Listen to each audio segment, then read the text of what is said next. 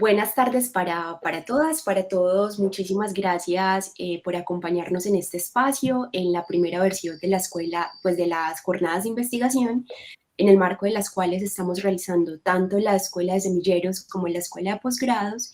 Y en este año la innovación ha sido la presentación de estos paneles de investigación en los cuales reservamos un espacio para que semilleristas, investigadores, profesores y profesoras puedan presentar los avances o los resultados finales de sus procesos de investigación.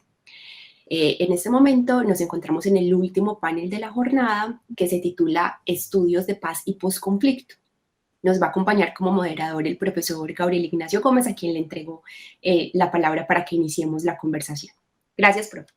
Muchas gracias, Ana María. Buenas tardes a todas y todos. Entonces damos inicio a este cuarto panel, Estudios de Paz y Posconflicto. Vamos a tener 4 presentaciones. Recuerden que los ponentes tienen 15 minutos para hacer sus respectivas presentaciones de acuerdo con las pautas pues, que ya recibieron. En primer lugar, voy a hacer mención de los temas que vamos a ver y después vuelvo con el primer presentador. Inicialmente comenzaremos con la ponencia Relevancia de la Educación Popular en el marco del posconflicto, una mirada desde la experiencia significativa de la ciudad de Quibdó en relación con los Objetivos de Desarrollo Sostenible número 16, a cargo de Johannes Miralzate Navarro, del Semillero de Transformación de Conflictos. En segundo lugar, tendremos la presentación La paz territorial en vilo, el despojo complejo y el desplazamiento por desarrollo en el escenario del levantamiento del estado de cosas inconstitucionales en materia de desplazamiento forzado. Esta presentación estará a cargo de Ana Cristina Ocampo y de Jadis González, que se trata de un proyecto derivado del proyecto de investigación. En tercer lugar, tendremos la presentación Educación Superior para la Construcción de Paz, a cargo de Alejandra Ospina, que se trata de una presentación derivada también del proyecto de investigación y del grupo de investigación sobre conflictos, violencias y seguridad humana. Y finalmente cerraremos con la presentación El cine como herramienta pedagógica en los estudios de Derecho, a cargo de Mateo Gil Barrera, y que también hace parte de un proyecto, de una presentación como parte de un proyecto derivado de investigación. Como ven, es un proyecto muy rico en temas, bastante diversos, muy relacionados no solamente con construcción de paz, sino con educación. Entonces, aprovechemos este espacio. Yo le doy entonces la palabra a Johannes Miralzate con su presentación Relevancia de la Educación Popular en el marco del posconflicto, una mirada desde la experiencia significativa de la ciudad de Quibdó en relación con el ODS número 16. Johan, adelante, recuerda tienes 15 minutos, yo te avisaré por el chat cuando esté faltando unos 3 minutos y después ya te recuerdo. Entonces te escuchamos, Johan.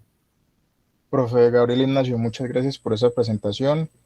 Muchas gracias a todos los asistentes y buenas tardes a todos. Profesora Lina Darbe, profesora Paula. Bueno, como lo acaba de decir el profesor Gabriel Ignacio, un segundo.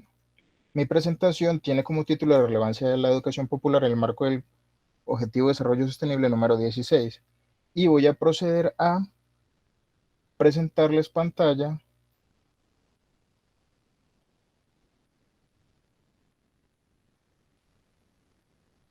Les pregunto, ¿allí pueden visualizar la pantalla de diapositivas? Sí, Johan, ya comenzamos a ver.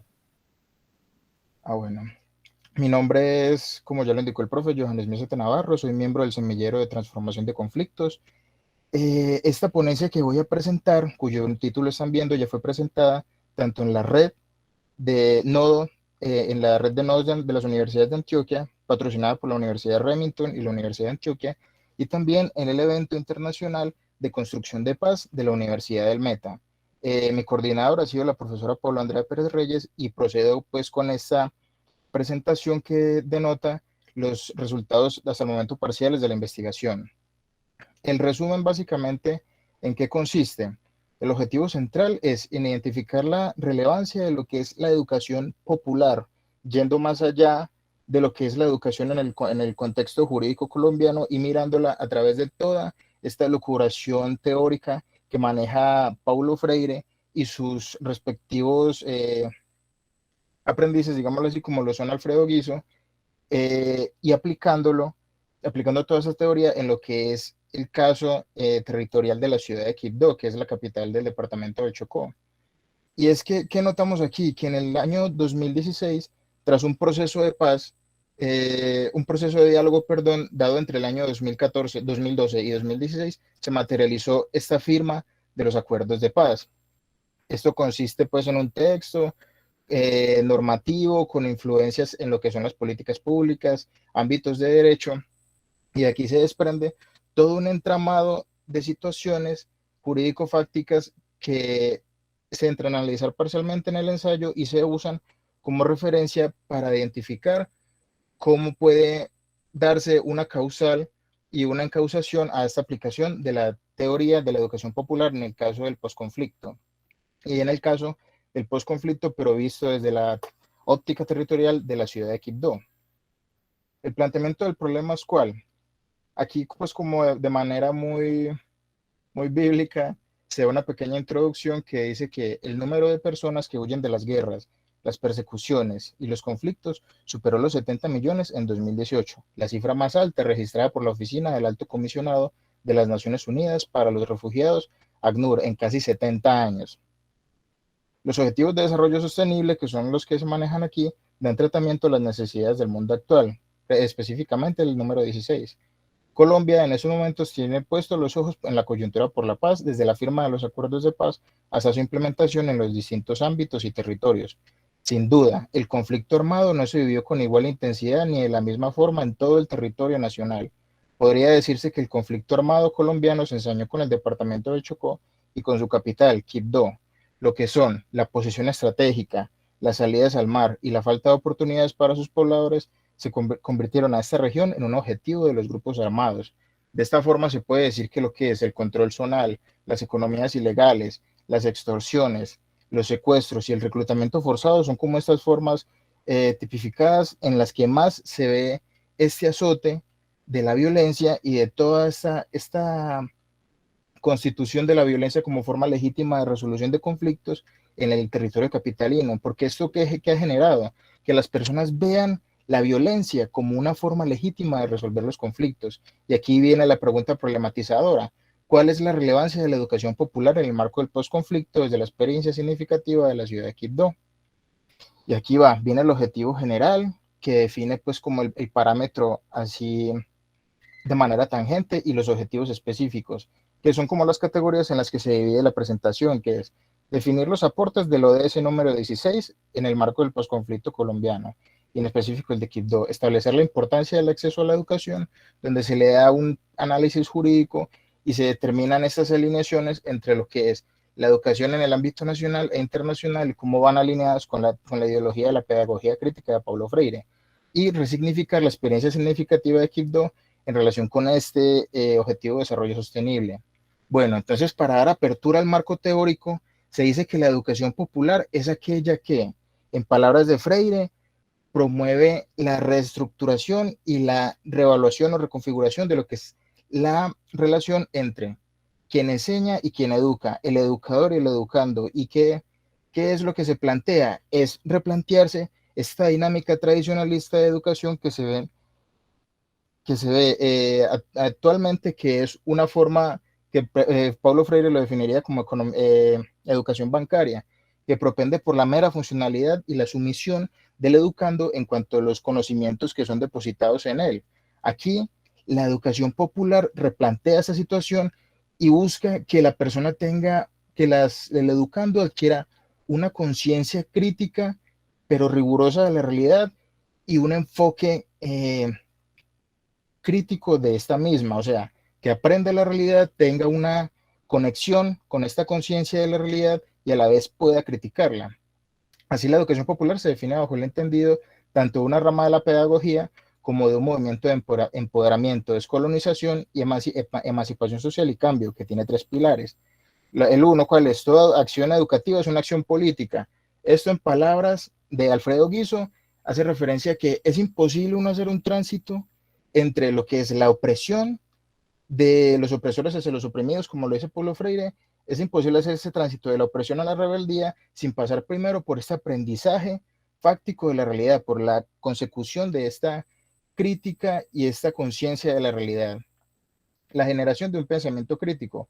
En palabras de Anaí Wellman, habla sobre la alternatividad de las formas de pensamiento alternativas a la educación bancaria, que es la educación popular, y la participación y democratización de la educación. Aquí Freire define dos caracteres que son, por un lado, la emancipación del educando. ¿Qué quiere decir esto? Que aunque aprende de manera rigurosa el contenido educativo, aprende a cuestionarlo, siempre con un límite, siempre con un equilibrio, porque si se cuestiona y se democratiza en absoluto la educación, pierde también su objetivo, se vuelve obsoleta.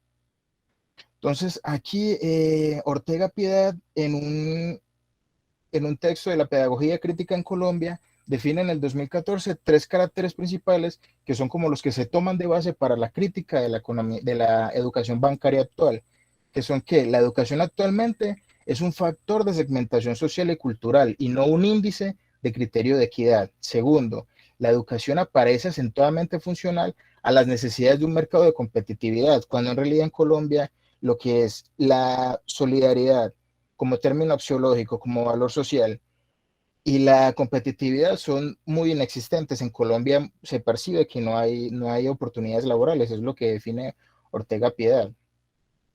Y por último, define que el mapa educativo del planeta cada vez pone pisos más bajos, cada vez genera escenarios más propicios para que se den estas desigualdades en términos educativos. Así, de esta forma, la educación no sirve como una herramienta de cambio, sino como una herramienta de perpetuidad para estas tendencias acumuladoras, como lo definiría Paulo Freire.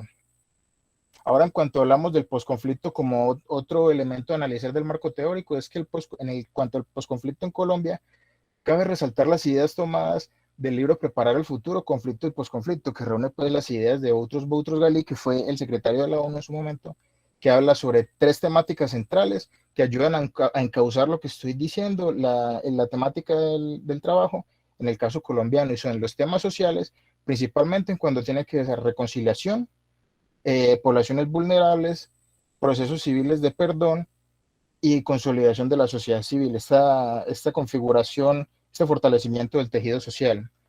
En cuanto a los temas económicos, principalmente se destacan la restauración de la capacidad del manejo económico, participación del sector privado, la generación de recursos y la lucha contra el desempleo. Y en temas políticos y administración del Estado, se resume en la participación ciudadana y la división de los centros de poder, saberlo cómo compartirlo y cómo distribuirlo.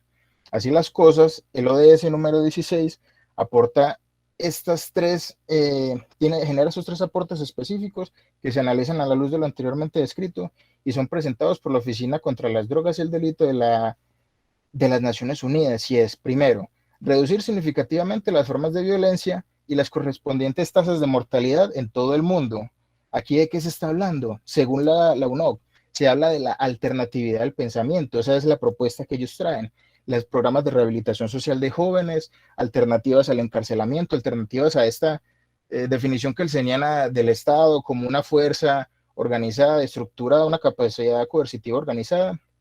Siempre se habla de esta alternatividad de los pensamientos, no simplemente el ejercicio de la fuerza. Así como también la pedagogía crítica habla de ver a la persona como sujeto de derecho, como reconfigurar su futuro y sobrepasar o tener una alternatividad a este pensamiento carcelario, pues como es que es como el más tradicional. Bueno, segundo, de aquí a 2030, reducir significativamente las corrientes financieras y de armas ilícitas, fortalecer la recuperación y evolución de activos robados y luchar contra las formas de delincuencia organizada. La UNOV aquí propone algo que es básicamente la cooperación entre los centros de población civil y las entidades financieras, además de las públicas. Y aquí que trae y que es fundamental rescatar de los temas que decía Boutros Ghali, es el manejo es la restauración de la capacidad del manejo económico y la lucha contra el desempleo, que es muy importante rescatar de aquí, que en la ciudad de Quibdó, según la última encuesta del DANE, que es para junio de este año, hasta junio de este año, cerca del 57.1% de la economía, de toda la estructura económica, corresponde a dinámicas informales. Es decir, todo el dinero se distribuye entre estas economías ilegales y esto es lo que propicia esta alta tasa delictiva, digámoslo así. Hace parte pues del enseñarle a las personas a cómo recuperar su situación económica y cómo puede esto propiciar esta cooperación con el Estado. Y por último, se habla de garantizar la adopción en todos los niveles de decisiones inclusivas, participativas y representativas que respondan a las necesidades. Aquí vuelve y juega, que se está hablando de la democratización y división del poder, de que a las personas se les permita tomar decisiones que sean idóneas para el cambio de su realidad, darles la oportunidad de volverse protagonistas del cambio de su historia. ¿Y cómo se logra esto en palabras de Freire? Dándoles o permitiéndoles tener una conciencia acertada o asertiva de lo que es su realidad social, para que sean de esta manera las más idóneas las decisiones que ellos toman. Bueno, aquí respecto a la educación, ahora sí hablamos de ella en términos jurídicos, y es que se define, según el artículo 67 de la Constitución, la educación como un derecho fundamental de la persona y un servicio público con función social.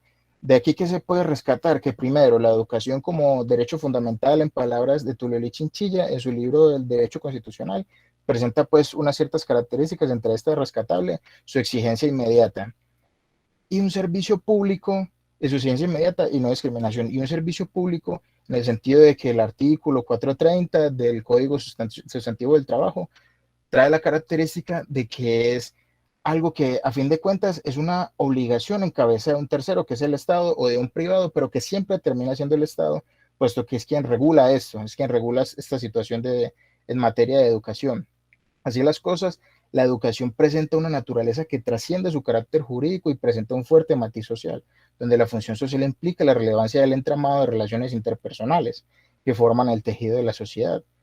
Y de tal manera, la ley 115 de 1994, en el artículo 5, trae 3 numerales que definen o que resaltan esta alineación de las enseñanzas o bases teóricas de lo que expone Paulo Freire y esta alineación entre lo que expone Paulo Freire y la verdadera o la resignificancia de la educación como un derecho público, como un derecho fundamental y un servicio público en Colombia. Y es que el fin de la educación atiende a la enseñanza de los derechos fundamentales y de una perspectiva crítica de la sociedad.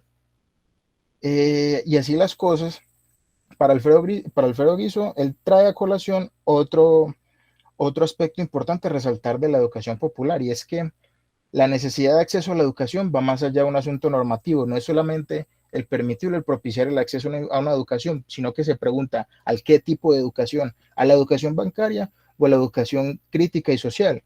Y en este caso, eso es lo que expone Alfredo Guizo, no es solamente el acceso a la educación como derecho fundamental, sino una construcción más asertiva por parte del Estado, porque de hecho en el recorrido jurisprudencial que se ha hecho, el Estado es un poco ambiguo en las obligaciones del Estado específicas en cuanto a la educación. Solamente habla de proteger, permitir y garantizar, pero no se habla del proteger, permitir y garantizar qué tipo de educación. Así las cosas, se les pone que se requiere una participación, se requiere una metodología diálogo participativa para garantizar esta enseñanza de la educación crítica, de la pedagogía crítica. Y ahora lo vemos pues a través de los lentes de lo que es la experiencia resignificativa de la ciudad de Quibdó. Y aquí pues traigo algunos ejemplos de lo que se vive en la ciudad en cuanto a términos de criminalidad. Y es que Heidi Mena ve a diario cómo la violencia urbana se lleva a los más jóvenes en Quibdó, los amigos del barrio, los hijos de los vecinos, algunos excompañeros de estudio. Tenemos una situación que nos limita en el desarrollo como ciudad y genera desplazamientos internos que viven a nuestras familias. Es otro, pues, eso lo sustraigo de un podcast de la ciudad de Quibdó, y es otra, pues, de las dinámicas, que es que el desplazamiento forzado, las fronteras invisibles, aún se ven en la ciudad de Quibdó. Y no solo aún se ven, sino que, según lo que se sustrae a continuación, se percibe que en el sistema de información estadístico delincuencial contravencional y operativo de la Policía Nacional, tras la firma de los tratados de paz en lo que es el año 2017 para acá, no solo no hubo una reducción, sino que hubo un aumento de los casos de violencia, de asesinato, de secuestro. y es una temática que es muy tangente en la ciudad. Entonces, de lo anteriormente citado se puede inferir que a partir de la firma de los tratados de paz de 2016 entre las FARC y las Fuerzas Armadas colombianas, eh, se hace necesario reevaluar las dinámicas de intervención estatal sobre el territorio de la capital chocuana, de forma que se identifique verdaderamente qué es lo que se necesita, qué es lo que se debe hacer, si realmente hay una reconstrucción del tejido social necesaria o qué es lo que se tiene que hacer. Y así las cosas, la calidad de la educación como servicio público comporta también un factor territorial, cuando se analiza pues el articulado referente al artículo 67 superior, así como los que están enumerados de la ley 115 de 1994, se conlleva a la deducción de que la educación como servicio público no puede tener un factor discriminativo, y más en una ciudad, pues referente pues a lo que tiene que ver como con el aspecto intercultural, que de hecho es un fenómeno que se da en la ciudad de Quibdó. Las poblaciones indígenas, afrocolombianas y mestizas generan pues una conjunción que no puede ser desconocida, y es muy evidente en palabras de un etnógrafo, creo que es Rafael Mosquera, un etnógrafo, eh, en cuya tesis se trataba de esto, de la conexión intercultural general en el territorio capitalino. Y es esto, el Estado no puede ser discriminador en cuanto a la educación tiene que ser crítica e indiscriminativa. Johan, ya tienes el tiempo cumplido para que vaya cerrando. Bueno, de tal forma, solamente es que dar las conclusiones, y es que se tiene que promover esta forma de que las personas entiendan de que el Estado social de derecho, de que la inclusión social en el Estado social de derecho conlleva a que entiendan que pueden y deben ir más allá de su aspecto instrumentalizador de las tendencias acumulativas. Tienen que ser sujetos de derecho y protagonistas de su propia historia. A eso es a lo que conlleva las conclusiones que puedo sacar de esto, que la conceptualización del Estado social de derecho va más allá de eso y lo permite. Y básicamente esas serían el contenido resumido pues de la ponencia hasta el momento. Muchas gracias a todos por escucharme, y con eso termino. Muchas gracias, Johan. Muy interesante tu presentación. A veces es difícil el manejo de los tiempos. Hay unos contenidos muy interesantes y es una provocación maravillosa. Entonces, ahorita tendremos tiempo de ir con las preguntas al final de todas las presentaciones. Para quienes tengan preguntas en el auditorio, entonces vayan tomando nota de ellas, y al final entonces tendremos oportunidad de volver con Johan. Muy bien, entonces damos paso a nuestra segunda presentación, titulada La paz territorial en vilo, el despojo complejo y el desplazamiento por desarrollo en el escenario de levantamiento del estado de cosas inconstitucionales en materia de desplazamiento forzado, a cargo de Ana Cristina Ocampo y Yeidis González. Ana Cristina y Yeidis, las escuchamos.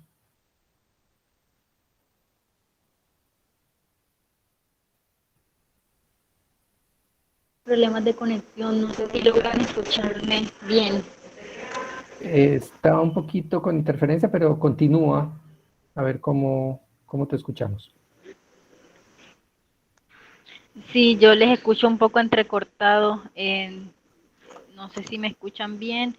Quisiera que Ana, de pronto, tal vez si está conectada, me ayude compartiendo la pantalla. Ahorita que el compañero anterior estaba compartiendo, no lo lograba ver ni con el Wi-Fi ni con los datos. Me parece que el internet hoy no es mi mejor aliado. Ana Cristina, ¿estás ahí? Yo no la veo. Perdón, profe. ¿Será que puedo compartir yo? Adelante, adelante, Clara.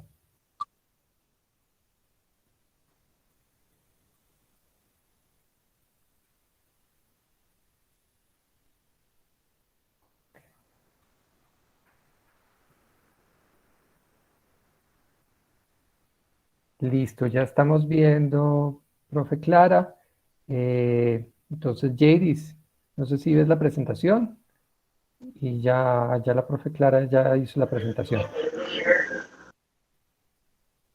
Bueno, yo no alcanzo a ver la presentación en la pantalla.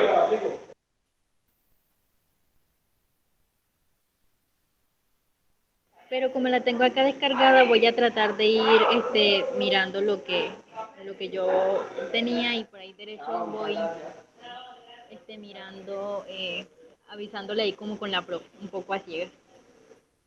Perfecto, te escuchamos. Un segundo. Profe, yo no alcanzo a ver la pantalla, entonces voy a ir mirando lo que sé que tenemos acá en el computador. Pues no tiene internet, pero lo voy a pasar. Listo. Buenas tardes para todos y todas. Muchas gracias por el espacio.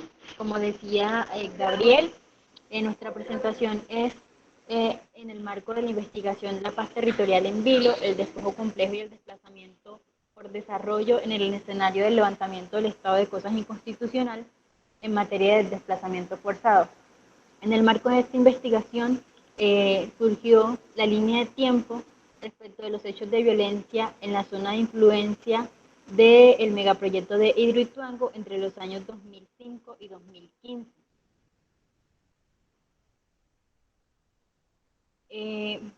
Pase la siguiente diapositiva, creo. Bueno, acá estamos en una de las imágenes que decidimos poner, que dice memoria y tejido social sin pasar por encima de la cultura ancestral. Esta imagen la tomamos en Toledo con Ana, creo que la foto es de Ana, y la tomamos que hizo el movimiento Ríos Vivos con la Comisión de la Verdad, que más adelante pues les vamos a contar un poco de eso.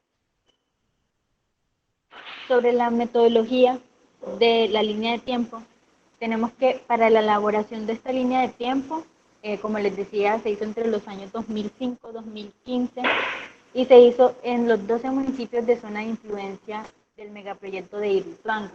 Estos municipios son, bueno, no los tengo acá a la vista, pero los voy a ir mencionando en la medida que los vaya recordando. San Andrés de Cuerquia, Toledo, Ituango, por supuesto. ¿Aló? Sí, te escuchamos. Bueno, en los 12 municipios de la zona de Hidroituango mencioné algunos de los que rápidamente así recuerdo: Cáceres, Caucasia, Valdivia. En este momento no tengo como los demás a la vista. La revisión la hicimos de los periódicos El Colombiano y El Mundo, principalmente en El Colombiano. Tuvimos como el impasse de que nos cogió la pandemia en plena biblioteca de la universidad. Estos periódicos los revisamos, en la base que tiene la biblioteca de nuestra universidad. Este rastreo documental, en este participamos varias personas de distintas carreras. Participó Ana, que es de antropología, Lady, que es de sociología, Lady Piedrahita, William Cáceres, quien estuvo de panelista en esta mañana, que es del programa de ciencia política, que soy del programa de Derecho. ¿Cómo hicimos este rastreo? Identificamos pues primero los municipios de las zonas de influencia que ya previamente tenían identificadas las profesoras, que son las investigadoras, la profesora Clara, que está presentando, que es de la Universidad de Antioquia, y la profesora Carolina Orarte, que es de la Universidad de los Andes. Entonces, teniendo ya en cuenta como los municipios, determinamos las categorías. Entonces, ¿qué empezamos a buscar? Desplazamientos, desalojos, movilizaciones, homicidios, masacres, tortura, como los hechos victimizantes que ocurrieron en ese periodo de tiempo, 2005-2015, en estos municipios. Tratamos de buscar todos los hechos victimizantes que tuvieran alguna relación directamente con la construcción de la represa, por ejemplo, los desalojos, los desplazamientos, y también logramos identificar otros hechos victimizantes, masacres, torturas, homicidios. En el registro de las noticias que más alcanzamos a ver, en este momento se dieron varios descubrimientos o se encontraron varias fosas clandestinas, se hicieron varios allanamientos relacionados pues con el tema del narcotráfico, y también en este periodo de tiempo empezaron a salir en estos periódicos las noticias de las ejecuciones extrajudiciales, en la cual se empezaban a evidenciar como esta problemática que se llama pues como los falsos positivos. Posteriormente tenemos una diapositiva que imagino que la están viendo, donde pusimos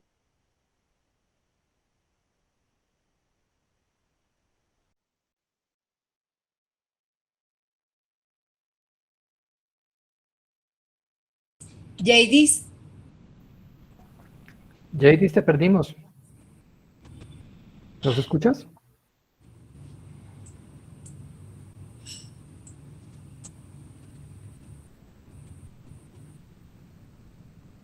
no se perdió.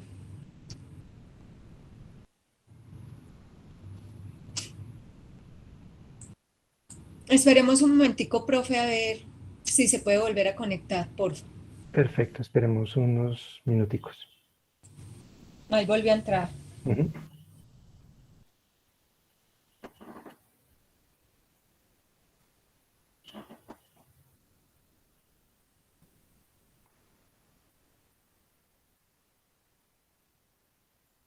logran escucharme. Ahora Sí, sí. te perdimos, parece que perdiste conexión. Ya te escuchamos.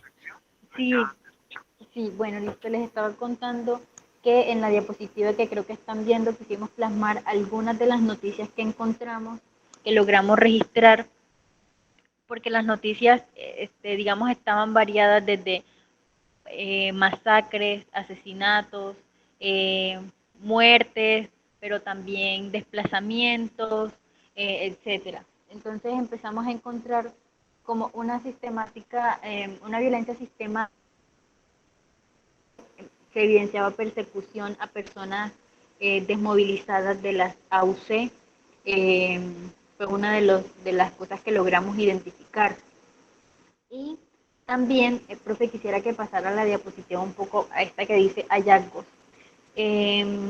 En estos registros de noticias que encontramos, eh, evidenciar, por ejemplo, ya respecto de EPM y del megaproyecto encontrábamos noticias, evidentemente pues el megaproyecto está pensado desde mucho antes, pero en estos años que ya se empezaba como fuertemente con la construcción, había noticias que trataban sobre el compromiso social que asumía EPM en cabeza principalmente del megaproyecto, ese compromiso social que asumía con las personas que se iban a ver afectadas con la construcción de la hidroeléctrica.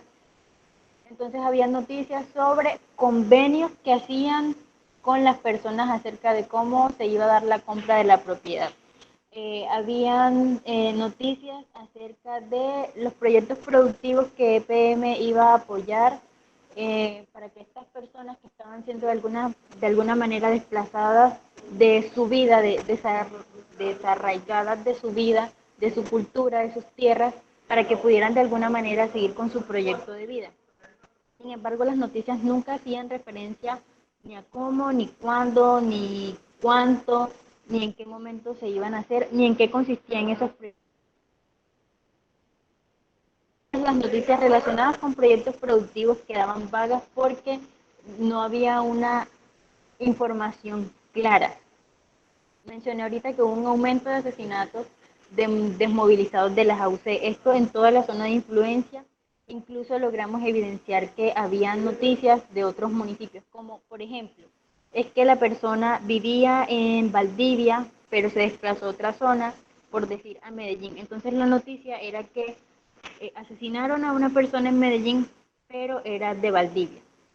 Entonces, con ese tipo de noticias logramos identificar que había una sistemática como violencia en contra de las personas desmovilizadas de las AUC. Las denuncias de las ejecuciones extrajudiciales, los hallazgos de las fosas, eh, destrucción de laboratorios de procesamiento de cocaína, estos principalmente de hallazgos de las fosas clandestinas de laboratorios se identificaron en los años de 2009, 2010 principalmente. No es porque en los otros no haya habido, sino que en estos años específicamente aumentaron muchísimo más. En los años 2000, 2000, 2007, 2008, perdón, a raíz de la Ley de Justicia y Paz, que estaba ahí también como contexto, habían proyectos de sustitución de cultivos. ¿Y qué pasa con esta sustitución de cultivos? Por un lado, encontramos noticias de aspersión del glifosato aérea, entonces esto hacía que quienes estaban intentando sustituir sus, no era que todos estuvieran sustituyendo sus cultivos, pero quienes lo estaban haciendo se veían abocados a que con la aspersión sus cultivos de plátano, de yuca, quienes estaban haciendo ese proceso de sustitución, pues ya no tenían cultivos con los cuales continuar ese proyecto, ¿sí? Porque con el glifosato pues obviamente se morían sus cultivos. Y se vio abocado otro tipo de problemáticas como cuáles.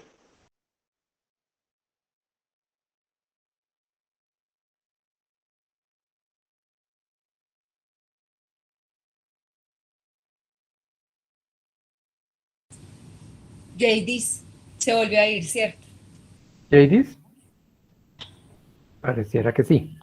Sí, esperemos un momentico. Démosle un momentico y ya para que vaya cerrando entonces. Sí, ella ya no tiene sino otra diapositiva, entonces. Perfecto. ¿Sí me escuchan? Sí, te perdimos otro momento, pero ya te estamos escuchando. Les pido mil disculpas, de verdad esto se me sale de las manos que hoy no me funcione ninguna de las dos, ni el wifi ni los Tranquila, datos. no Les te estaba preocupes. diciendo que logramos evidenciar una manipulación en cuanto a la información de los medios de comunicación que en algunos momentos registraban noticias sobre desplazamientos y en otros momentos, en cortos periodos de tiempo, 2, 3 semanas, un mes, estaban diciendo que esos desplazamientos no eran desplazamientos, sino que eran movilizaciones masivas que realizaban las familias y que estaban protestando además. No era que grupos al margen de la ley los hubiesen hecho ir de su vereda, porque la mayoría eran de partes rurales, las personas estaban protestando y que por eso se desplazaban a la cabecera municipal. Entonces esto nos hace reflexionar un poco acerca de la información, acerca de esas fuentes, si son confiables o no, pero también del poder que tienen los medios. ¿Qué tanta importancia le restan o no a un hecho victimizante como el desalojo, el desplazamiento, el desarraigo, al registrar una noticia como una movilización, cuando el mismo periódico semanas anteriores había hablado de que era desplazamiento? En este mismo sentido, creo que están viendo un cuadrito verde, entendiendo este cuadrito verde como parte de la zona de influencia. Entonces, si conocemos Caucasia, Cáceres, Toledo, estos municipios que hacen parte de la zona de influencia, al igual que muchos municipios del país, han sido en gran parte víctimas del conflicto armado que ha acompañado lastimosamente a este país por tantos años. Entonces, tenemos una población que es vulnerable, porque ha sido víctima del conflicto armado, porque alrededor de estos municipios distintos grupos al margen de la ley se disputan el territorio. Entonces tenemos que son personas víctimas, sería como una flechita. También tenemos que son personas que por su condición de víctimas o por otras razones, en su mayoría son personas que hacen parte de grupos vulnerables, como personas indígenas, como personas afro, campesinos, que han tenido pocos accesos a ciertos derechos como la educación, como vivienda, y la flechita roja que representa EPM y el megaproyecto es porque no directamente estamos diciendo, o estoy diciendo yo en este momento, que EPM es quien vulnera los derechos de las personas de la zona de influencia, pero sí entra como uno de estos factores. O sea, de ninguna manera yo vengo acá a decir que EPM es quien hace que estas personas no tengan una calidad de vida, sino que sumado a los factores sociales y las problemáticas sociales que ya tienen estas personas, llega EPM con el megaproyecto, que además eso dice mucho, un megaproyecto, y también entra a desequilibrar la vida que estas personas intentaban construir, porque algunas víctimas del conflicto venían de otros lugares, se habían asentado ahí y ahora no.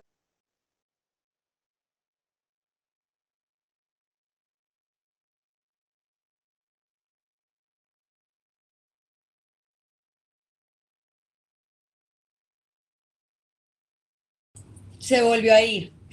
Jadis, te perdimos. Pero yo creo que ya es del todo, Sí, yo porque creo los que ya, demás expositores ya hemos sí. esperado. Entonces le voy a dejar la última diapositiva que ya explicaron ellas casi, pues Jadis ya explicó todo el trabajo y los hallazgos. la última diapositiva ya para irnos. Que el 17 de julio del año en curso se presentó este informe en una línea de tiempo a la Comisión de la Verdad, como parte del informe que hizo, o sea, de la mano de Ríos Vivos, o sea, se presentó el informe por nosotros, apoyando el informe que hizo Ríos Vivos en relación con las violaciones en torno al megaproyecto y la incidencia del megaproyecto en esas violaciones en los municipios de zona de influencia. Muchas gracias y qué pena la interrupción. No, profe Clara Inés, muchas gracias a vos por el apoyo, a Jadis también por la presentación. Muy interesante la investigación que nos acaban de presentar, como les había anunciado. Entonces, al final de la sesión volveremos con las preguntas. Entonces, si les parece, vamos con nuestra tercera presentación, titulada Educación Superior para la Construcción de Paz, a cargo de Alejandra Alvarado Espina. Se trata de un proyecto derivado de investigación con el Grupo de Investigación sobre Conflictos, Violencias y Seguridad Humana. Adelante, Alejandra, tienes la palabra. Muchas gracias, ¿me escuchan bien? Te escuchamos, pero con retorno. Ya. Entonces, ya sí, está mejor. Sí, estoy compartiendo la pantalla. Esperan un momento.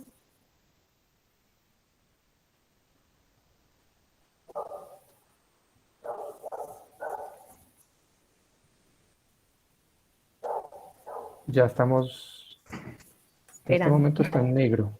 Sí.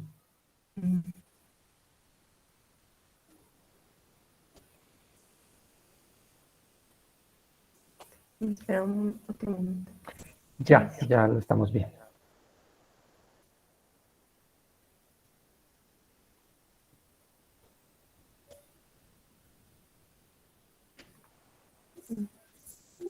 Bueno, muy buenas tardes. Muchas gracias por la oportunidad de hacer este espacio tan valioso de construcción de comunidad académica. Y bueno, vengo a aportar al mismo con la presentación del proyecto Educación Superior para la Construcción de Paz. Este proyecto se realiza gracias a un convenio entre la Facultad de Derecho y Ciencias Políticas y la Agencia de Educación Postsecundaria de Medellín, Sapiencia. Y bueno, les quería compartir en términos generales cuál es el objetivo de la investigación. Este proyecto tiene por objetivo aportar a la comprensión de las posibles relaciones entre la educación superior y los procesos de construcción de paz territorial en Medellín, resaltando la potencia de la educación superior como una herramienta transformadora de la sociedad. Este objetivo general se disgregó en 3 específicos. El primero, entonces, nos interesaba indagar por la articulación entre la sociedad civil, las instituciones del orden municipal y la academia y cómo aportan a la construcción de paz en la ciudad. La segunda, basar en la construcción de la educación de paz como entorno propicio para la construcción de paz y la promoción de los derechos humanos en Medellín mediante la participación ciudadana en los procesos de formación. El tercer objetivo era que los hallazgos investigativos se presentaran y se mostraran los resultados en 3 productos de apropiación social del conocimiento: una cartilla, un podcast y un video documental. Bueno, las hipótesis de trabajo, partíamos de que la educación superior es una de las principales herramientas que inciden positivamente en la consolidación de procesos de construcción de paz. La educación superior, además de ser un medio para aportar a paliar las desigualdades sociales a través de la profesionalización, también es una gran herramienta para el aprendizaje y la aprehensión de valores, sobre todo hacia la no violencia. Entendíamos que el reto de la construcción de paz en Colombia es enorme y que necesitamos el compromiso de todos los actores y entendemos la universidad como un actor y como una plataforma transformadora, si se quiere, en términos de Jean-Paul Darac. Y partimos también de la hipótesis de que los jóvenes encuentran en la universidad un entorno protector de sus derechos que les permite hacer frente o prevenir contextos de violencia, ¿cierto?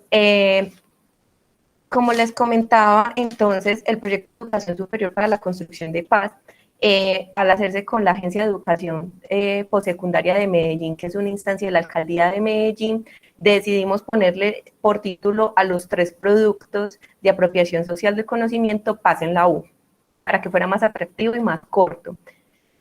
Bueno, este proyecto, yo realizo la ponencia en calidad de coordinadora de este proyecto, pero fue un proyecto que, bueno, que fue integrado por varias personas. Uno de ellos es el Grupo de Investigación sobre Conflictos, Violencias y Seguridad Humana, particularmente por politólogos, entre los que me cuento, y está Camila Vasco, Sebastián Arroyave, Víctor Calle. También contamos con la participación del profesor Julián Muñoz, coordinador del mismo grupo, y 2 estudiantes de formación, Daniel Yarce y Esmeralda Gómez. Y claramente el proyecto requirió la contratación de realizadores para cada uno de los productos, una diseñadora gráfica, Jennifer Rueda, para la cartilla.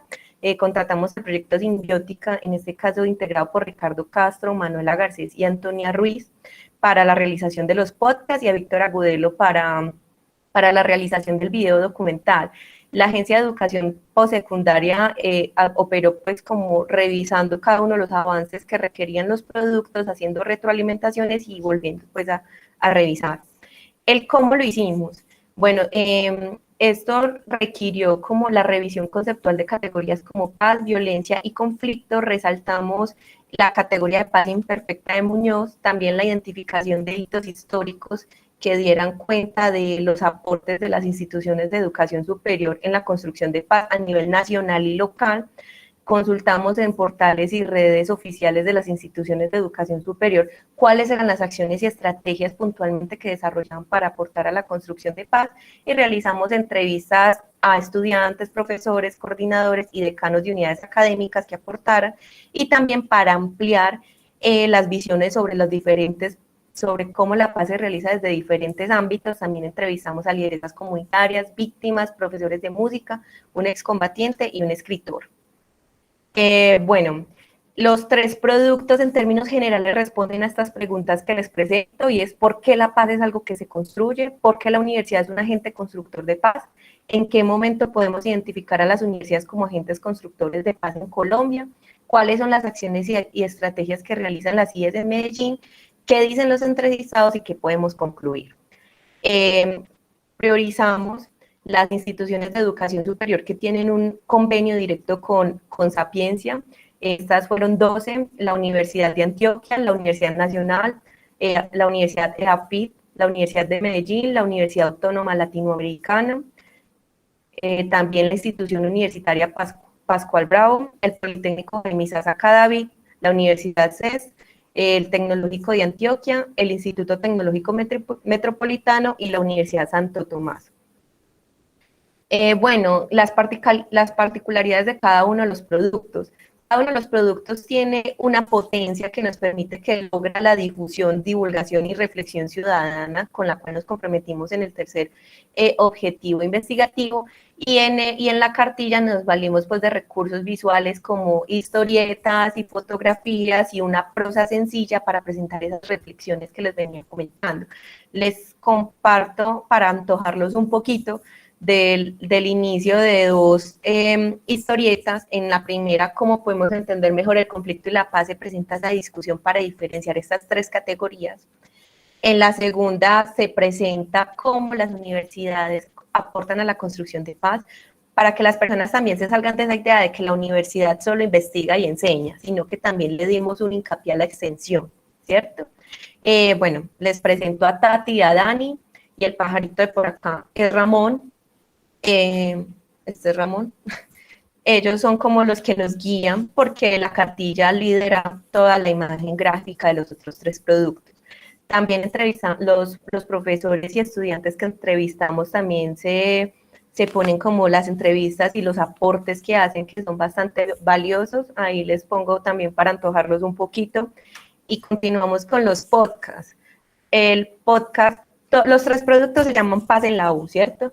El podcast lo encuentran en Spotify con el mismo nombre, y está compuesto por 3 capítulos.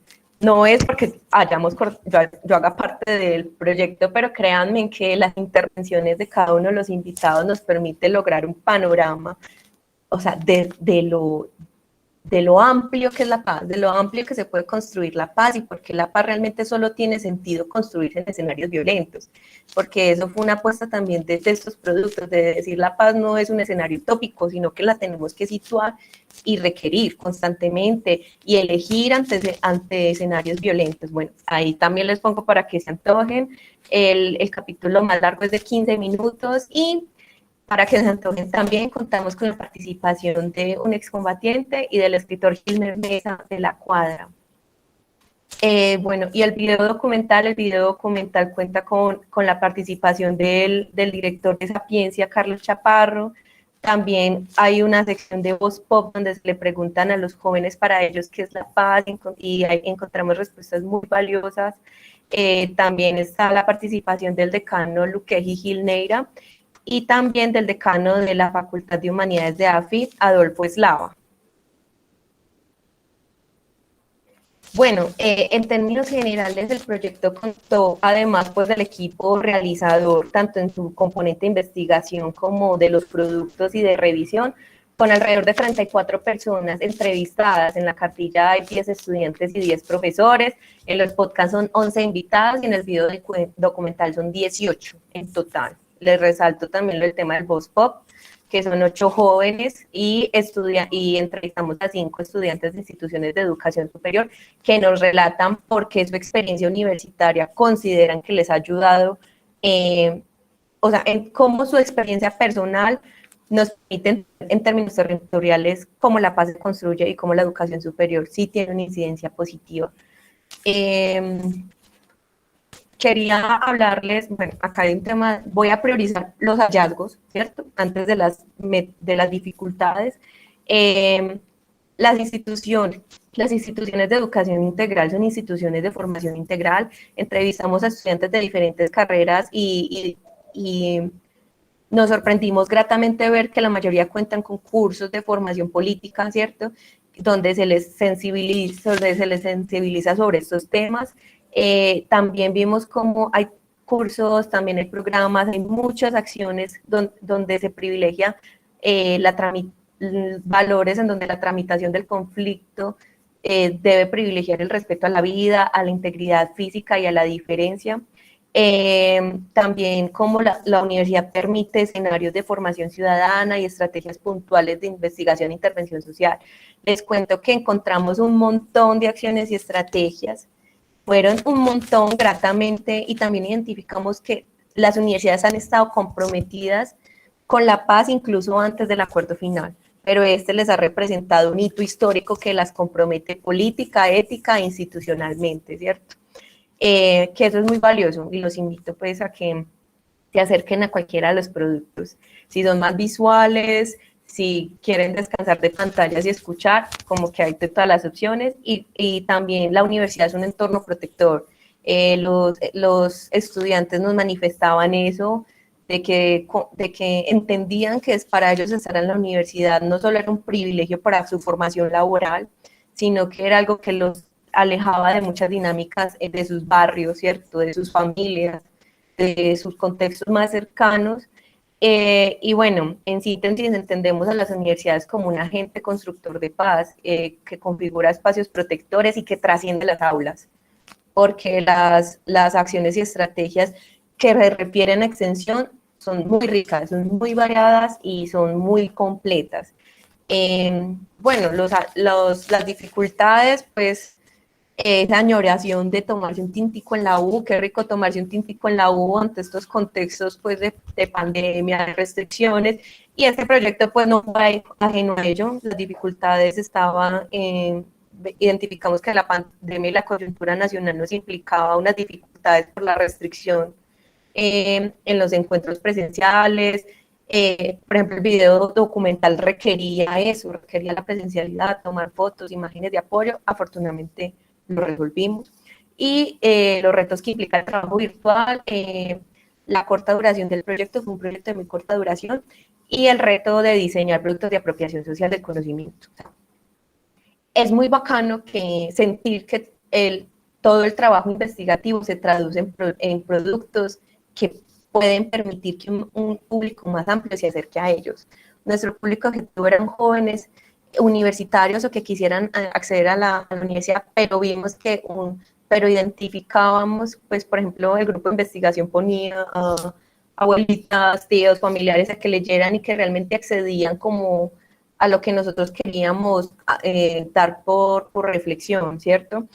Y bueno, los productos de apropiación social tienen una potencia impresionante y tienen unos alcances pues que los productos de nuevo conocimiento no tanto, ¿cierto? Como un artículo, un capítulo del libro, a veces es como para un público muy puntual, un público como un poco más académico y que estos productos permitieron traer estas discusiones que uno cree que son muy académicas, pero más que académicas son necesarias. Y este es como nuestro aporte. Entonces, desde el grupo de investigación sobre conflictos, violencias y seguridad humana, les agradecemos por estar aquí, por compartirles. También les cuento que fue un proyecto pues, muy apasionante y que Sapiencia, y que vamos a seguir con una etapa, una segunda etapa dirigida a la reflexión sobre cómo la educación técnica y tecnológica aporta a la construcción de paz. Entonces, bueno, muchas gracias. Muchas gracias, Alejandra, además por ajustarte también al tiempo. Como les había dicho a todos los participantes, va a haber un momento al final para preguntas, entonces también quienes nos están escuchando, pues para que vayan tomando nota de preguntas y comentarios. Yo creo que este acumulado es bien provocador y sería muy interesante entonces como profundizar en algunos temas con quienes han presentado. Nuevamente, Alejandra, muchas gracias. Y vamos entonces con nuestra última presentación en este panel que se titula El cine como herramienta pedagógica en los estudios de Derecho. Está a cargo de Mateo Gil Barrera y hace parte de un proyecto derivado de investigación. Mateo, te escuchamos. Muy buenas tardes, profesor Gabriel y compañeros. Como muy bien decía, el cine como herramienta pedagógica en los estudios de Derecho es mi ponencia. Si me permiten, les voy a compartir la presentación para poder tener pues esa ayuda visual. Me regalan un momento.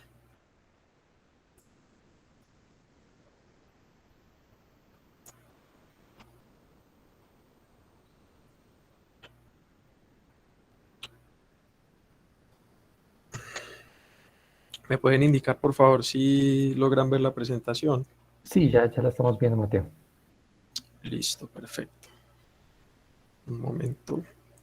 Ese computador está como un poquito lento, entonces... No, pero ya la ven. Listo.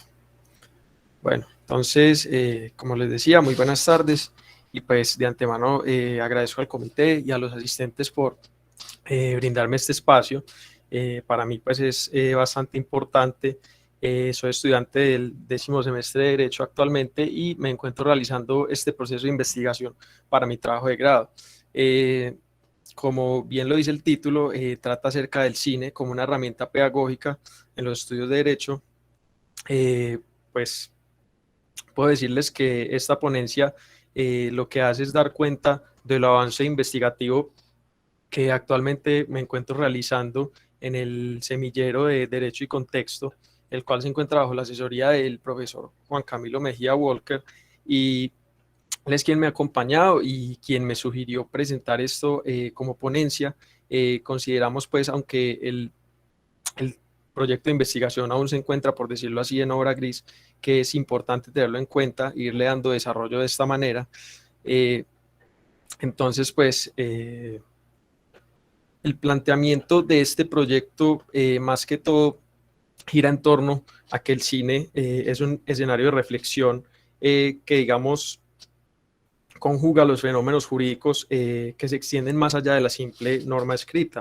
Digamos que estos conflictos, desde que existe la humanidad, desde que tenemos comunicación entre nosotros, nos han acompañado y por lo tanto se han tenido que ir desarrollando este tipo de escenarios para poder darle cierto enfoque al derecho diferente al que simplemente se le da mediante la visión formalista.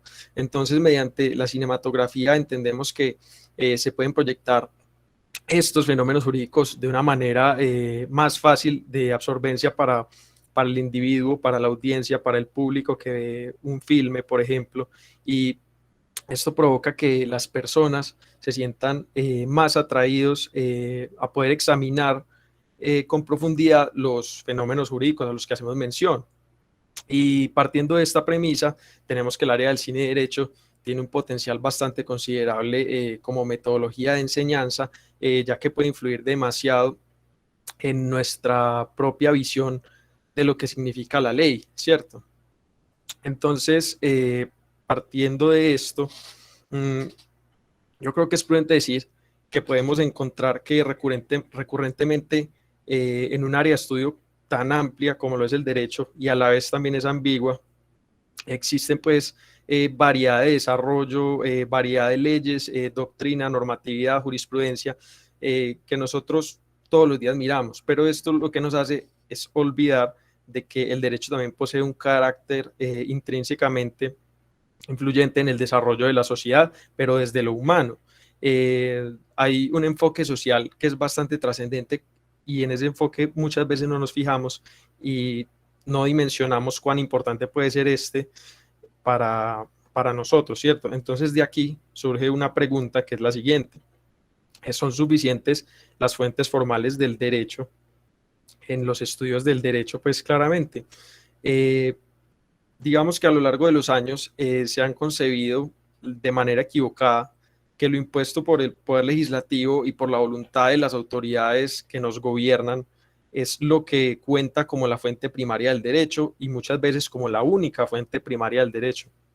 Y pues la explicación de que el derecho se haya concebido de esta manera es que existe la ciencia del derecho y como para cualquier otra ciencia existe una realidad objetiva, la cual normalmente es única. De aquí pues a que el desarrollo del derecho se haya basado en un sistema que es impermeable a la exterioridad, por así decirlo, se encuentra en un circuito cerrado y autónomo y aún así, después de todo esto ha logrado imponerse universalmente porque pues existe una necesidad lógica y normativa a medida que se desarrolla la sociedad. Entonces, cuando tenemos esta percepción tan cerrada, perdemos de vista de que la verdadera fuente primaria del derecho, que es una disciplina milenaria, es por naturaleza la interacción y la construcción de la propia sociedad humana y asimismo las condiciones de la vida cotidiana de las sociedades. Entonces, podemos observar que existe un dilema que es que muchas veces las reglas jurídicas o lo que se ha legislado se muestra incapaz de dar solución a la totalidad de las cuestiones prácticas del derecho más que todo, y por lo tanto se vuelve necesario que las fuentes del derecho empiecen a tener un vínculo estrecho con las relaciones sociales y con las necesidades fundamentales inherentes a la producción de la vida material y cultural de las mismas sociedades. Esta insuficiencia de las fuentes formales del derecho para satisfacer la demanda normativa se vuelve notoria. Por lo tanto, ahí entran en juego ciertas prácticas colectivas que nacen producto de las identidades sociales y su desarrollo, y estas prácticas surgen con el objetivo de conglomerar esas exigencias, esos intereses y necesidades de los grupos sociales. Entonces, esto aporta a la creación de nuevos escenarios para la producción y pues el estudio del derecho, y crean también una nueva concepción y percepción de la normatividad. Dentro de esas prácticas que les menciono, podemos apreciar el cine, ¿cierto? Entonces, el cine pues ha ido de la mano con el derecho desde su nacimiento, pues desde el nacimiento del cine, porque pues se pensaría que es difícil para la cinematografía poder crear la narrativa humana que proyectan en un filme, simplemente omitiendo la omnipresencia del ámbito jurídico. Sabemos que el derecho influye en todas las áreas de nuestras vidas y al mismo tiempo también resultaría de nuestra parte bastante ingenuo pensar o pretender que el discurso jurídico es independiente de otras prácticas que históricamente se han calificado como triviales, como en este caso lo puede ser el cine. Y pues a diferencia de lo que muchos piensan, el cine representa una herramienta con alto potencial de enseñanza al momento de transmitir conocimientos jurídicos. Más adelante les explico por qué hago esta afirmación. Sin embargo, pues en la actualidad persiste el debate académico en que se pone en tela de juicio la idoneidad de la utilización de los medios audiovisuales para los fines pedagógicos. especialmente cuando se habla de un área que es tan divergente a los medios audiovisuales como lo es el derecho en principio. Digamos que la corta trayectoria de la mezcla de prácticas, en este caso el cine y el derecho, se debe principalmente a que en los años precedentes o las décadas anteriores al siglo XXI no se acreditaba al cine como un medio confiable para transmitir ideas de otras áreas, específicamente las áreas tan teóricas y tan dogmáticas como históricamente lo ha sido el derecho. Sin embargo, pues la comunidad académica, empezando con los anglosajones como pioneros de este movimiento, comenzaron a darle desarrollo a la relación cine y derecho, gracias a que se buscaba de manera implacable que existieran o que se crearan nuevos recursos de enseñanza que fueran mucho más amigables con el estudiante y que también fueran novedosos y generaran ese tipo de interés, que despertaran interés en las personas por aprender. Esto representó la apertura del conocimiento jurídico a la cinematografía en ese entonces, fue a principios de los años 2000, y posteriormente este desarrollo del concepto ha llegado al punto en el que lo conocemos hoy, que ya es mucho más estructurado. Sin embargo, es algo de lo que todavía le falta bastante desarrollo, pero de cómo se empezó se ha avanzado pues de una manera bastante significativa. Bajo el entendido pues de que el cine y el derecho pueden interrelacionarse en las condiciones que ya les he mencionado, entonces también podemos desarrollar la idea de que las artes audiovisuales son lo suficientemente capaces de proveer estas condiciones para la enseñanza de otras prácticas. Tanto el derecho como, pues podríamos decir ejemplos como la literatura o diversas áreas del conocimiento. Lo anterior adquiere sentido en la medida que ambas disciplinas pues comparten ese rol de formación de la identidad de la sociedad y sirven de varias maneras, por ejemplo, como la memoria colectiva de las personas o como un modelo que puede servir para la emisión de posiciones morales del público. Esta interdisciplinariedad de estas dos áreas resulta fructífera cuando se está en un proceso de enseñanza, más que todo en el proceso de aprendizaje de una práctica a través de la otra, debido pues también a que pues inherentemente ambas disciplinas y su desarrollo dependen del cambio de los contextos políticos, de los contextos sociales, de todo esto depende de su evolución, y esto lo que hace es permitir que ambas se intercalen y generen espacio para diferentes discusiones de carácter social, ideológico, dogmático o de cualquier otro pues que corresponda a la realidad que se esté viviendo en la época, en el momento. Entonces tenemos que el cine realmente tiene la posibilidad de influenciar nuestra manera de percibir el derecho, y esta acepción ha provocado que los diferentes autores se aventuren a la cinematografía para transmitir conocimientos. Como autores también podemos comprender directores, porque también son varios los que se han aventurado pues en este tema. De allí a que se haya dado el nacimiento de diversas maneras de enfocar estas artes visuales en torno a la enseñanza del derecho, y esta perspectiva pues ha cambiado a tal punto que ya el cine no es contemplado como un mero producto del entretenimiento, y además pues ha evolucionado para convertirse en un transmisor de la expresión de pensamientos y reflexiones de las personas. Entonces de aquí podríamos empezar a abordar la influencia que tiene el cine en el proceso pedagógico, que es como el objeto del proyecto de investigación,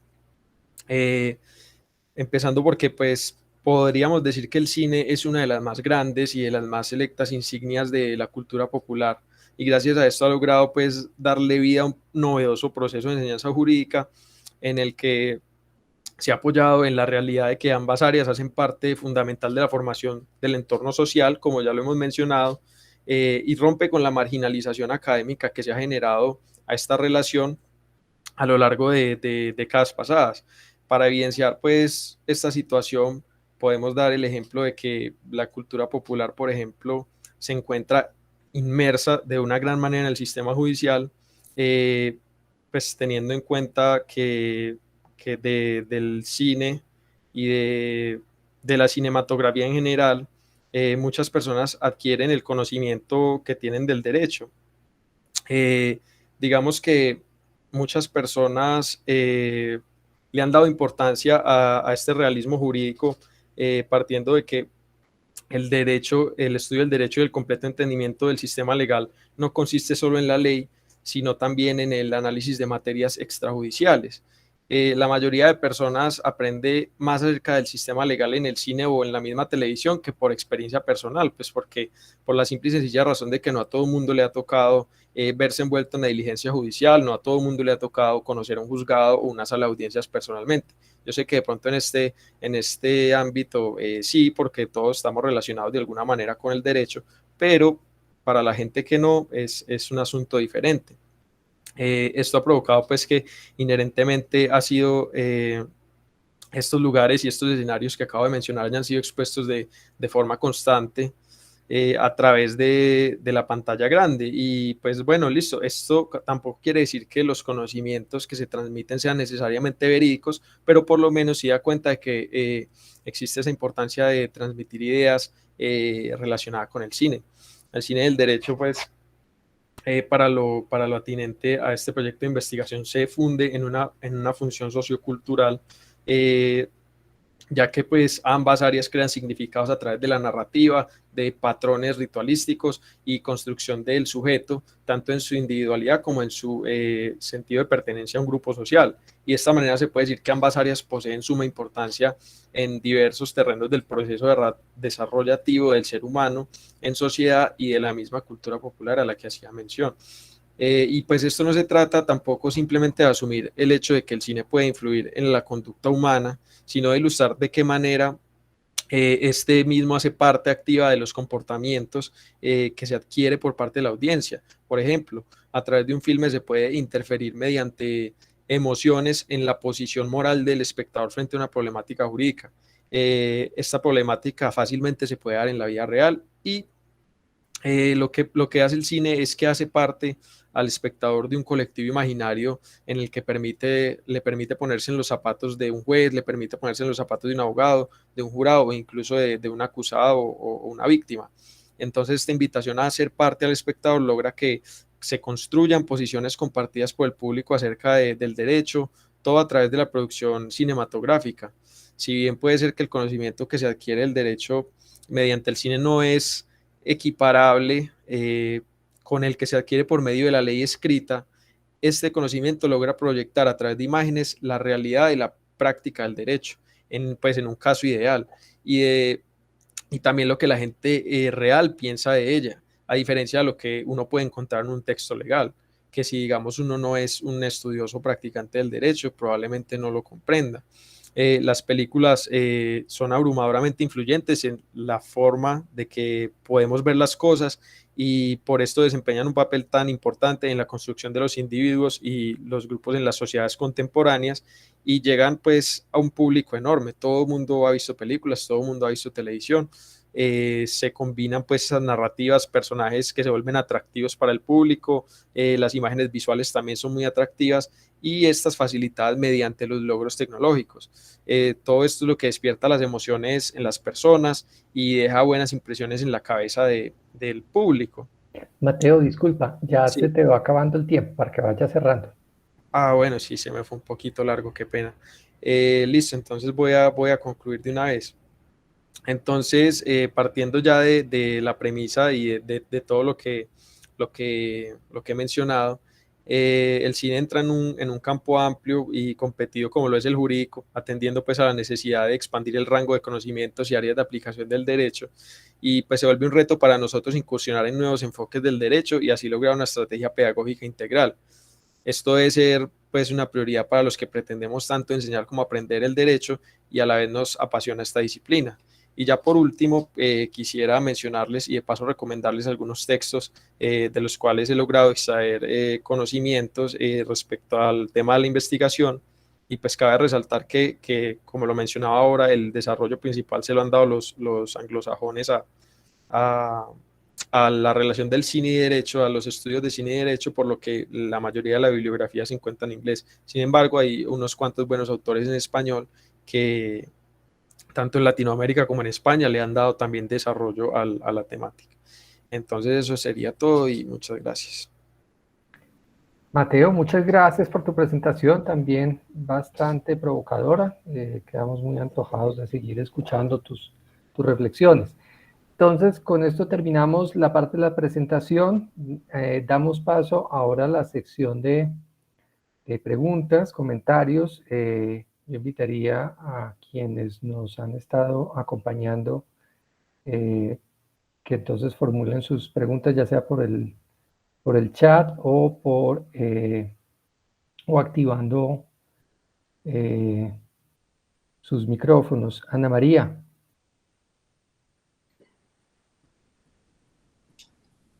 Hola, profe, muchas gracias por darme la palabra, los compañeros y las compañeras por todo lo que nos enseñaron en esta tarde. Yo quisiera como poner dos asuntos sobre la mesa. Primero, pues quisiera conversar un poco con nuestro compañero de la primera ponencia, con Johan, porque me parece muy interesante la manera como estás presentando los alcances que supone el derecho a la educación, como aparece en su versión jurisprudencial, con los diferentes elementos obligacionales de respetar, proteger, asegurar, garantizar, que eso es lo que nosotros estamos acostumbrados a leer en la jurisprudencia.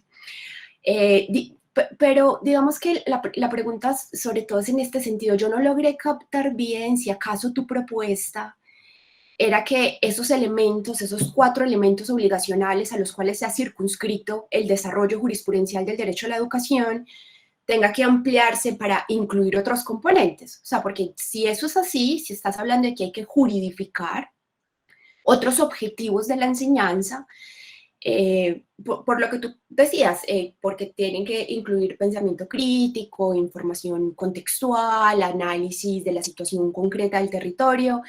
Entonces, no sé, por supuesto a mí me parece muy sugerente, entiendo las referencias que estás trayendo se me olvidó de Pablo Freire, sí. Ya, iba a decir Fraser, perdón, me equivoqué. Y bueno, como que me parece muy sugerente, pero no sé cómo conectarlo con el derecho, ¿sí? Sí, entonces, insisto, si la propuesta es que hay que juridificar esas apuestas críticas del derecho a la educación, de pronto yo me preocupo un poco, ¿sí? Porque no sé si queramos tanto Estado tomando decisiones acerca de lo que debe ocurrir en el aula, que tendría que ser un espacio dedicado para la libertad, y no lo pienso pues únicamente como en términos de la libertad de cátedra, que también allí habría como una colisión interesante de analizar, sino justamente porque me parece como contraintuitivo defender la educación como un espacio de libertad, pero al mismo tiempo exigir que haya más Estado y haya más juridificación.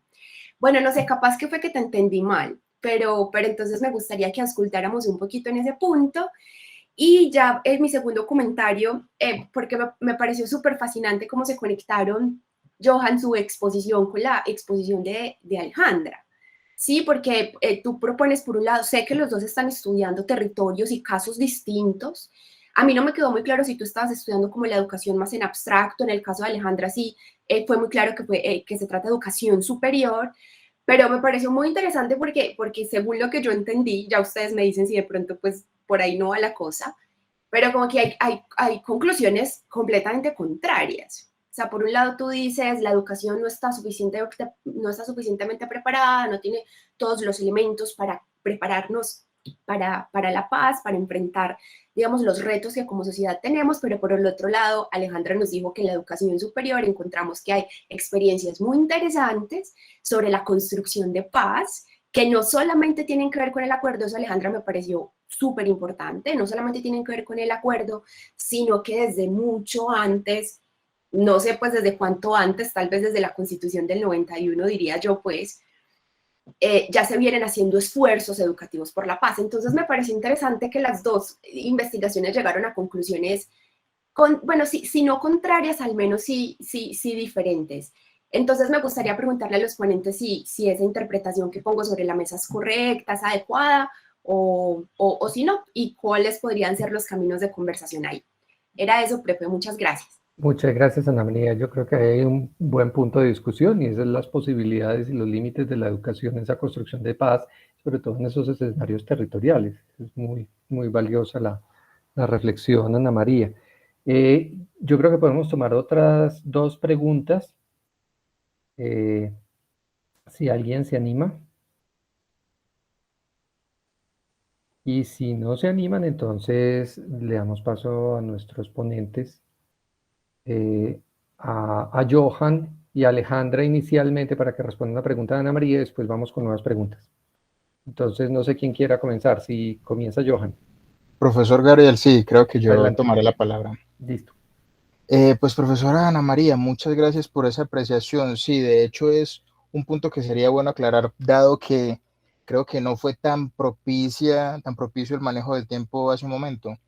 Pero básicamente la propuesta, en pues cierto punto de lo que se puede decir de la propuesta es que no abogo tanto por una juridificación de la educación, sino que de hecho el modelo propuesto por Freire, si uno se va a los postulados normativos de, por ejemplo, la ley 115 de 1914, el artículo 5, numerales 2, 3, 6, uno ve que de hecho habría una alineación teórico-jurídica, pues a la percepción a la luz de lo que se puede descubrir en el ensayo, hay mayor alineación entre esta identificación o esta educación popular y la educación normativa, como se propone en el ordenamiento jurídico. Hay una mayor alineación entre esos dos conceptos que entre el modelo educativo actual, que de hecho Piedad Ortega decía que el modelo educativo actual servía como una herramienta de segregación. Justamente usted lo decía y creo que no sé si tomo de una vez parte en la respuesta del segundo punto,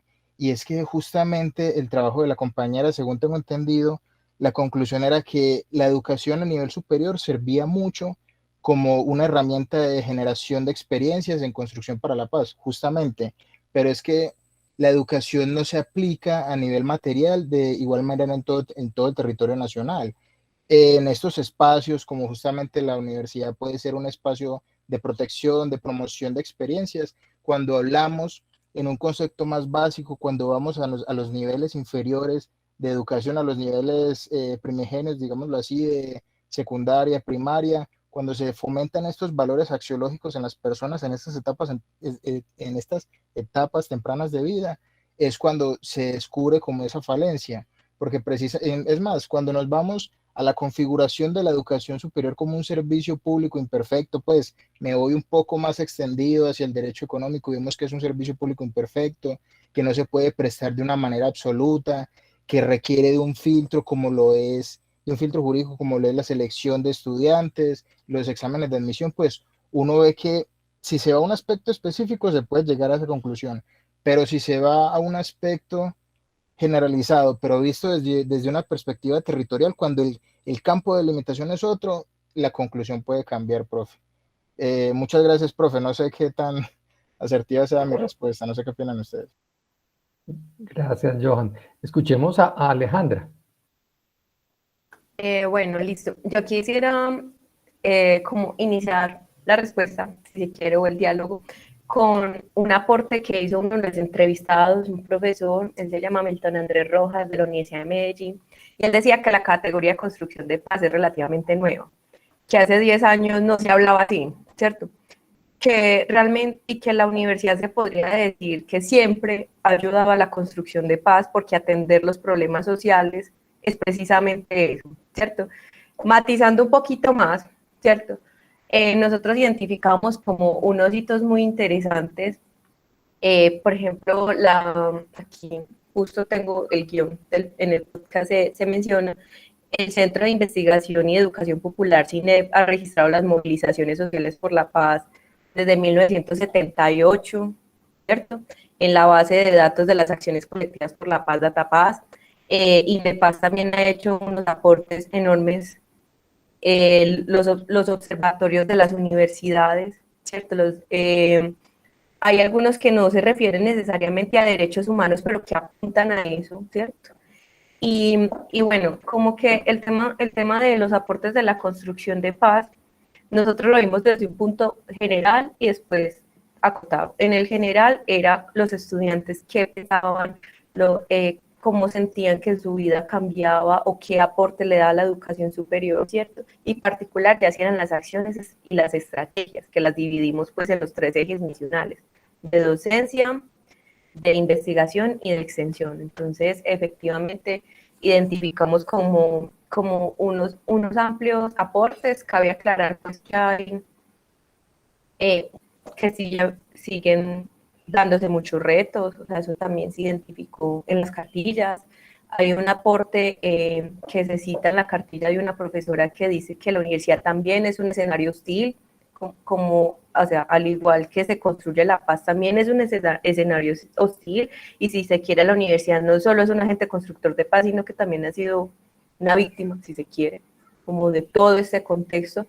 Entonces, es identificar, este proyecto apostaba por un lado de la construcción de paz, no era desde un enfoque como tan violentológico, sino desde los estudios de paz y bueno, como que identificamos unos aportes muy valiosos, y si se quiere, es la categoría de paz imperfecta planteada por Muñoz. Uno queda también como con una reflexión, y es que él dice que, contrario a lo que pensamos, la gran mayoría de conflictos se resuelven pacíficamente, porque por eso mismo los aspectos violentos resaltan y no repudian tanto, lo dice pues como en otras expresiones, y lo desarrolla en su categoría.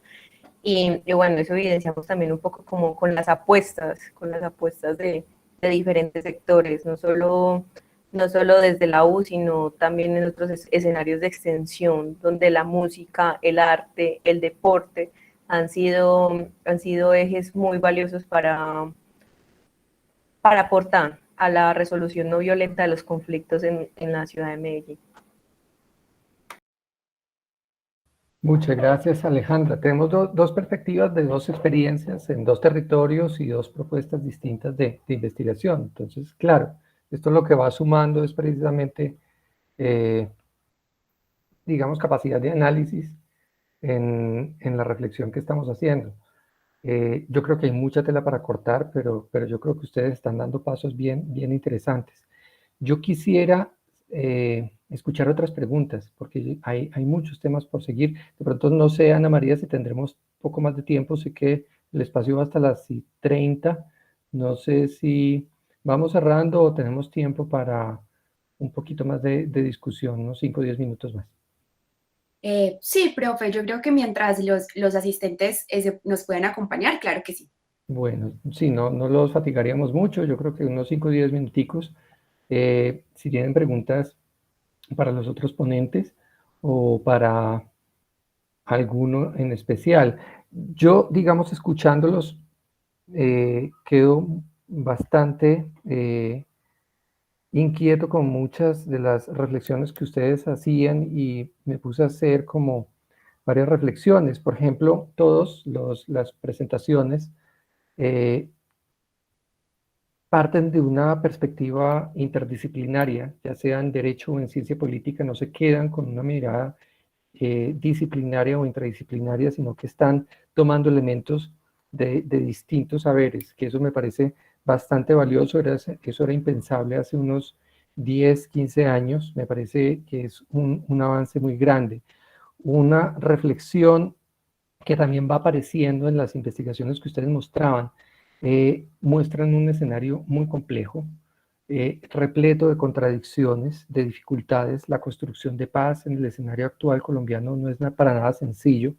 Lo que muestra, por ejemplo, Johan, en el escenario de Quibdó, con el ascenso de la violencia, pero también con las dificultades en términos de oportunidades de vida que ofrece el sistema de educación, y ese modelo de educación es un llamado de atención. Yo creo que hay muchas cosas por trabajar allá.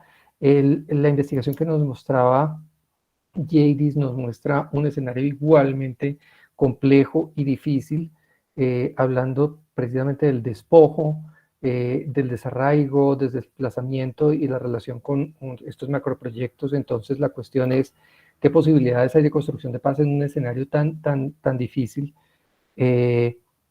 Finalmente, hay una reflexión, pues lo que muestra Alejandra es, claro, un escenario quizás más urbano, más institucional, con una historia muy compleja, pero como ustedes nos mostraban, ya unas pistas muy interesantes de ir construyendo otros lenguajes. La idea del podcast, de las cartillas me parece bien valiosa. Y lo que nos muestra Mateo es algo que hay que seguir trabajando. Creo que, Mateo, no te sientas solo, a pesar de que hay esas visiones que suelen a veces menospreciar el lenguaje cinematográfico. Yo creo que hoy por hoy, sobre todo con las nuevas generaciones, es mucho más potente.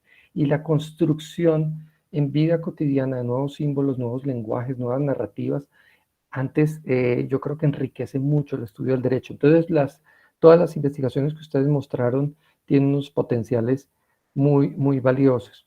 Yo les haría una pregunta a todos, si no va a haber más preguntas, y es, el proceso investigativo es de alguna forma una especie de aventura donde uno va circulando por un camino que a veces está repleto de incertidumbres y dificultades.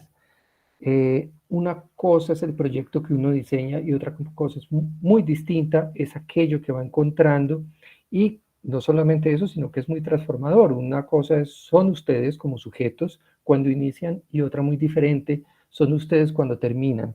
¿Qué fue eso que ustedes dirían fue lo más transformador, lo más significativo dentro del proceso investigativo? Y yo creo que con esto cerraríamos. Entonces, si les parece, vamos escuchando, y esta vez en sentido inverso. ¿Qué tal si escuchamos primero a Mateo? Sí, profe. Bueno, respondiendo a la pregunta que plantea, yo creo que el mayor impacto se da en la medida que, como lo decía al principio de la ponencia, o de pronto no sé si lo mencioné, uno lleva toda la vida, en el caso pues de mi proyecto de investigación, como muchas personas, yo toda la vida concebí el cine como un producto comercial, como una disciplina que simplemente servía para la industria del entretenimiento, y encontrarme con esta relación que existe entre el cine y el derecho, que existe la cinematografía jurídica, y que esta puede llegar a ser un factor diferencial en los métodos de enseñanza y en la pedagogía del derecho. Para mí fue realmente sorprendente. Yo inicié este proceso de investigación debido a que inscribí un curso con el profesor Juan Camilo, quien ya lo había visto en cursos anteriores, y en este curso pues se me abrió esa visión a la que hago referencia. Me pareció bastante interesante, me pareció un campo que tenía potencial, y con el apoyo pues y las sugerencias del profesor Juan Camilo pudimos sacar adelante una idea de lo que ahora se está desarrollando como el proyecto del cine como herramienta pedagógica del derecho, ¿cierto? Entonces, más que todo es eso, que uno cambia de perspectivas convencionales, las que lleva trayendo durante toda la vida, para encontrarse con estas nuevas percepciones. Muchas gracias, Mateo. Pues muy valioso tu reflexión. Y es un tema para seguir conversando. Entonces, mucho ánimo pues con esas búsquedas. Escuchemos a Alejandra. Alejandra, yo creo que hay también muchas cosas que nos puedes compartir. ¿Cómo fue eso? ¿Qué encontraste?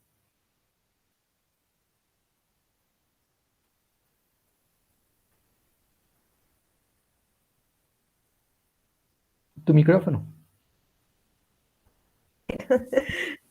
Bueno, este proyecto fue bastante retador. Como que emocionalmente hubo un momento que para todos se nos hacía muy difícil, como cargar con el tema del paro nacional, como cargar con el tema de las pandemias, la virtualidad, y como que cada uno de los integrantes pasaba como con unos dramas propios de la pandemia, familiares, y precisamente gracias al tema por el que trabajamos, como que veíamos la pertinencia, como que decíamos hay que seguir, porque claramente identificamos que sí hay aportes, porque digamos que como coordinadora al principio, como que hice un testeo de cómo considerábamos que iban las cosas, y casi que todos teníamos una visión pesimista de los avances del acuerdo, de la construcción de paz en la ciudad, del conflicto, de la violencia en nuestro territorio. Y como que para todos fue un volver un poco a la esperanza, pues tampoco pues vamos a conocer completamente nuestro contexto, pero nos permitió identificar que se hace mucho, se hace mucho, no solo en Medellín, también por la construcción de un contexto con, decíamos, experiencias indígenas, campesinas, afro, de los territorios que inspiraban y que los mismos que los institutos seguían y que autores como María Esperanza, se me olvidó, perdón, el apellido, qué pena, decía que precisamente desde abajo para la construcción de paz, que hay mucho, y reconocerlas, valorarlas, y saber un poco a la esperanza y bueno, como que todos comprendíamos también que la educación superior nos había brindado muchas oportunidades y como más de los aprendizajes, son productos que consideramos que pueden ser mucho más atractivos.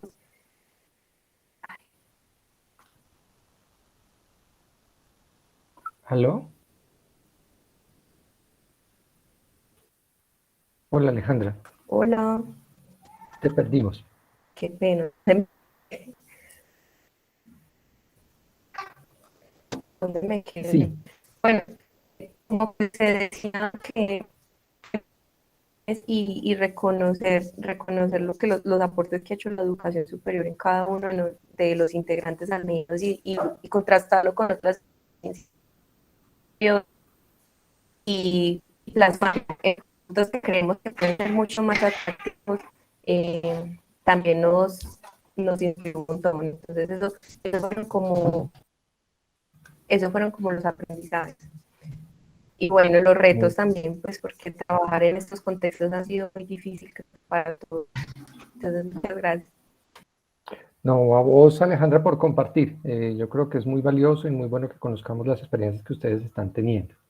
No sé si Jadis nos acompaña, si todavía está, o está Ana Cristina. Nos cuenten qué fue eso que encontraron, que no esperaban, o algo que las haya sorprendido de este proceso. Profe, creo que no están. No están, entonces, bueno. Entonces escuchemos a Johan. Johan. Profe, claro, muchas gracias. Pues, profe, lo primero que tengo que decir es que hay paralelismos.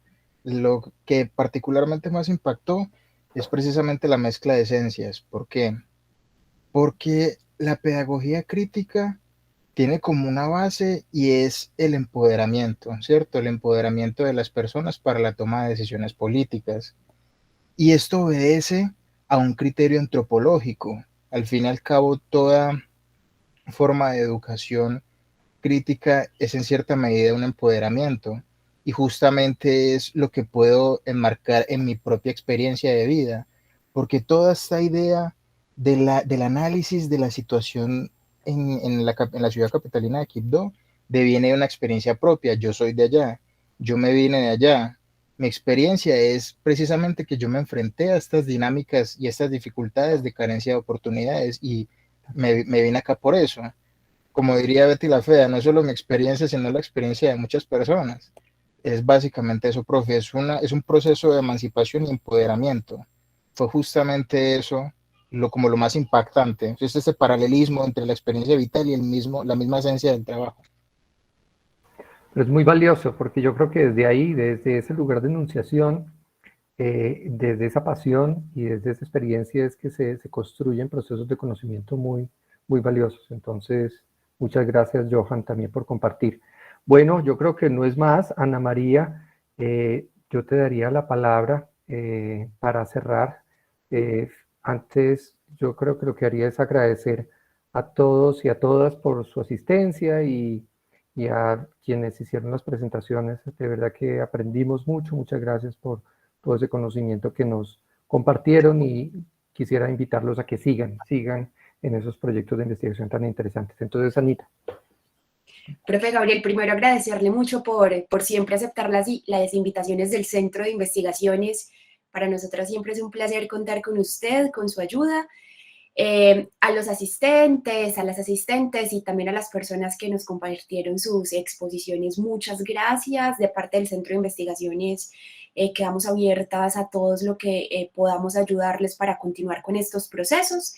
Y pues no me queda más que, después de agradecerles, invitarles, porque mañana ya tenemos el último día de las jornadas. Vamos a tener 2 talleres, uno a las 9 de la mañana, donde nuestro compañero Santiago Carmona, que es el auxiliar de la revista Estudios de Derecho, va a hablarnos un poquito sobre este asunto del mundo de la indexación, de las revistas científicas, qué pasa allí, a darnos como algunos tips, consejos, estrategias pues para movernos con alguna solvencia en ese mundo. Y a las 10:30 vamos a estar con la profesora María Soledad, quien nos va a dictar un taller sobre cómo se construyen artículos. Les invito entonces a ese espacio de mañana y de mi parte ya es todo. Muchas gracias.